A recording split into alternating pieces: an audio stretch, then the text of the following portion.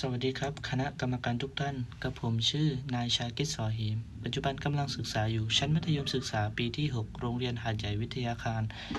ในแผนการเรียนวิทยาศาสตร์คณิตศาสตร์ครับกับผมมีความสนใจเป็นพิเศษในด้านการตลาดเนื่องจากเติบโตมาในครอบครัวที่ประกอบอาชีพค้าขายโดยทางบ้านของกับผมจำหน่ายไข่ไก่ทำให้กับผมได้ซึมซับและเรียนรู้เกี่ยวกับบรรยากาศของการขายตั้งแต่วัยเยาว์ ได้ฝึกฝนการสื่อสารกับลูกค้า การนำเสนอสินค้า รวมถึงการสร้างความสัมพันธ์อันดีกับผู้ซื้อ ซึ่งล้วนเป็นพื้นฐานสำคัญของงานด้านการตลาดครับ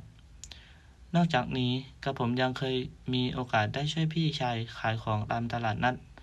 และงานแฟร์ต่างๆ ประสบการณ์ดังกล่าวทำให้กระผมเข้าใจถึงพฤติกรรมของผู้บริโภค สามารถสังเกตถึงความต้องการของลูกค้า และปรับวิธีการขายให้เหมาะสมกับแต่ละสถานการณ์ได้อย่างยืดหยุ่นครับ ปัจจุบันกับผมมีร้านจำหน่ายเสื้อมือสองเป็นของตนเอง โดยรับผิดชอบในทุกขั้นตอนตั้งแต่การคัดเลือกสินค้า การจัดการดูแลลูกค้าไปจนถึงการประชาสัมพันธ์และโปรโมทร้านค้า ซึ่งช่วยให้กับผมได้พัฒนาทักษะการสื่อสาร